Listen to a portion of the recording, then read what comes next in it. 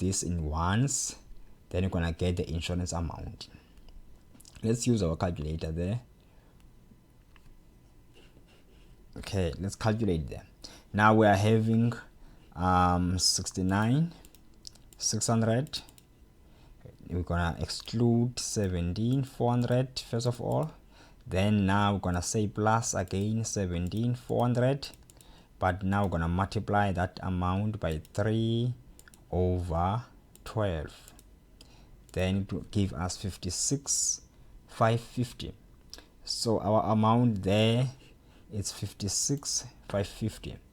It's 56,550, 56,550. So this is the amount of the insurance. Let's go to the amount of rent. We can just put our insurance amount there, 56,550. Then let's go to our rent amount down. Yes, our rent is as follows. They say the rent is allocated according to the floor space. However, the bookkeeper correctly allocated only 14,820 to the administration section. So administration section here equals 14,820.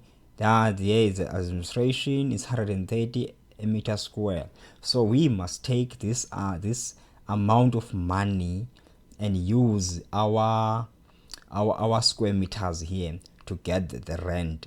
Okay, let's go. So let's say rent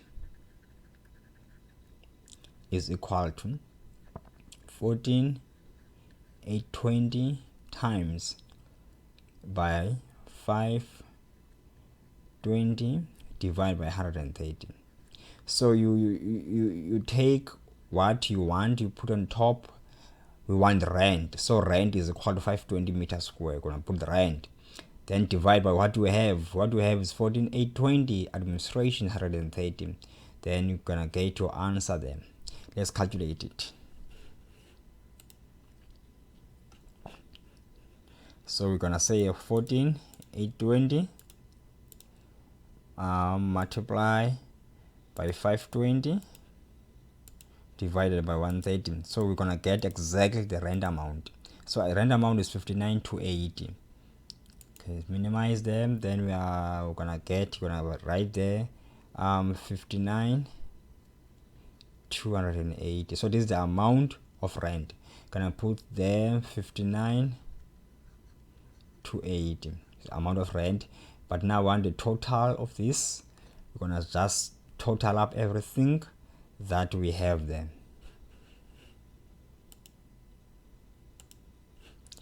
So when you total up all that we have them, okay, let's just total up all that. Let me again take my calculator there so we can total up everything.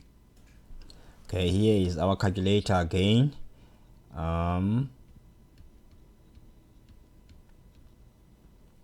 Yeah, our calculator, it's okay, I think. Okay, so when we total up everything there, 746, 670, 56, 550, 59, 280. Okay, so it's 746, 550 plus 56, 550 plus 59, 280. Then we have 86. Oh, there's a mistake I've done there. We wrote this there 746, 550. So it's, do it again, 746, 670 plus 56, 550 plus 59, 280.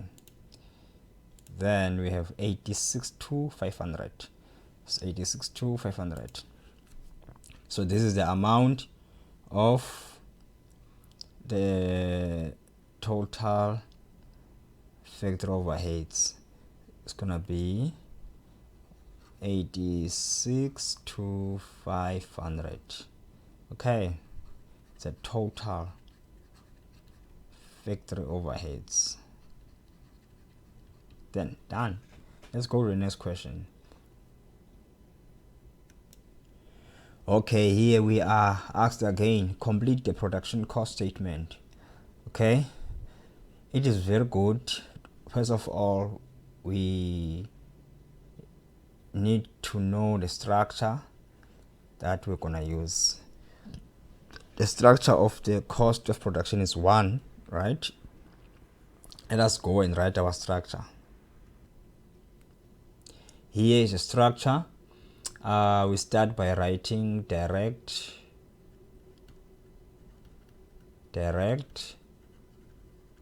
material cost. Then we're gonna say plus direct labor cost. We're gonna have a total of what we call, we're gonna have a prime cost. So when you add direct material plus direct labor, you get a prime cost. Then we need to add, now we're gonna add our factory overheads on top of the prime cost. Gonna say plus factory overheads. And now once we add this factory overheads, now we gonna look at the following. Let's just put in our monies there, if we still remember our monies. If you remember, for the raw material, it was 2178. There's a raw material that we calculated 2178. Then we're gonna just take this money and put it there. So raw material, it's gonna be 2178,000. Then let's go and look for direct labor cost. So for direct labor cost, we are given wages of factory overheads worker, direct labor. So it's gonna be 3522. So direct labor is gonna be 3522,000. Then you total up everything here.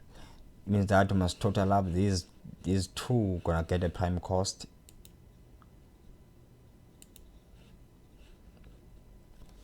Now if you take up your 2178 plus 3522, then you get 5,700,000.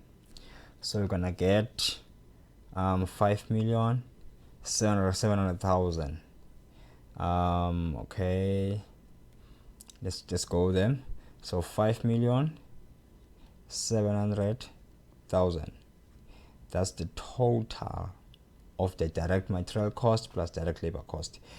Now we're gonna have a plus factory overheads cost. This one we've just calculated above. Let's just go and look for it there. Here is the total factory overheads, 862,500. Let's just take this money and put it there next to the factory overheads cost. So factory overheads cost, it's 862,500. We're gonna add these things together. Gonna add prime cost plus factory overheads cost. It's gonna give us the total overheads, the total manufacturing cost. The total manufacturing cost. So the name of this one is going to be total manufacturing cost. So we're going to just add all this together and get that total there. Let's add them. So it's going to be 862,500,000 plus 5,700,000. So 5,700,000. So this will give us 65,62,500. 65,62,500. 65,62,500. Okay, this is the total manufacturing cost How do you get that? By adding all these 3. Then we're gonna have now, we're gonna say add WIP. WIP means work in progress at the beginning, 1 April 2017. Then we're gonna say less, again gonna say less WIP, gonna say less WIP 31st March 2018. That's our current year opening balance there. And now we're gonna have now cost of production of finished goods. That's the solution now. Remember, you just minus this, put this one in brackets, then we are short of that one now.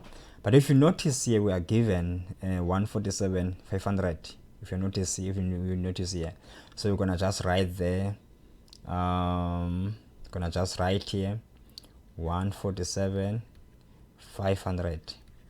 We are adding this, we are adding this 147,500.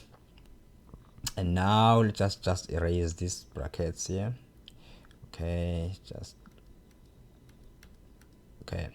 just erase these brackets a little bit there. Okay, now we are given this one, less WIP, that is closing work in progress.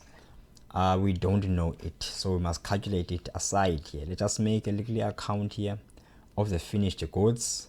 Let's just change the color there. Let's go on. We're gonna have here finished goods account there. Okay, let's open up finished goods account. Finished goods account, right? And then let us make our drawing here, just a drawing a little bit. Okay, let's just make this one again, this drawing. Okay, here's the line that I wanted. Okay, let's just make this line big. Okay, just do this there. Let's draw a line again. So here, what is gonna happen here, I'm gonna show you how to get closing stock. So let's go. Let's start by entering our opening balance. Our opening balance is equal to, we are focusing on finished goods, right? Our opening balance is 231. We're gonna just write the balance brought down to 31,000. Then we're gonna say that our cost of sales. So it's gonna be 65,18,000. Therefore, we're gonna have our balance carried down. You notice they were given accounts brought down is 118,000. And now if you notice your finished goods account is an asset account, and also it has a debit balance. So on this side, we're gonna have WIP, work in progress of the finished goods. This also happens on the 31st of March. Now we are going to total up our trade side so that I can get our unknown here. That's our produced. So we want to know how much it was produced, so we can go and put it there. Let's calculate it there. So now we're going to have 65,18,000 gonna add 118,000. Thus this will give us 6636. So this is a total on this column here, 6636,000 and 6636,000. Therefore this money was minus this money from that money. Gonna minus 231 from 66,000. Then we're gonna minus 231,000 to get our produced. So it's 6405. Gonna put there 6405,000. Okay, let's put our money there, 6405,000. Now let's deal with this one first. If you take this money and you add that money, how much you're gonna get there? Okay, let's do that.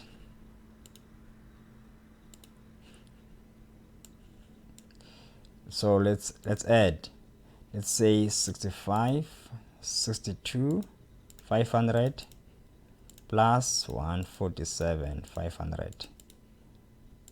So it's gonna be 16, 67, 10.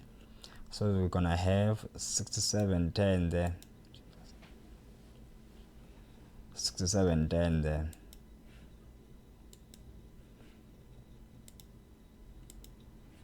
Okay, let's go and write 67, 10 there. So 67, 10,000. This is the money that we were looking for the total of everything there. Then we're gonna take this money and exclude that one. Then we're gonna get the closing stock there. So when you take these monies and minus each other there, so we're gonna say minus 64 05 05 now 1 2 3. So it's 305,000. That's the value of the closing stock. That's the value of the closing stock. So 305,000. That's what we're looking for there. Then you are done with this question paper. Hope you enjoyed this session. I'll see you in the next session. This we've just done here, production cost statement only. From me, thank you very much for watching this video. I will see you to the next video. Thank you.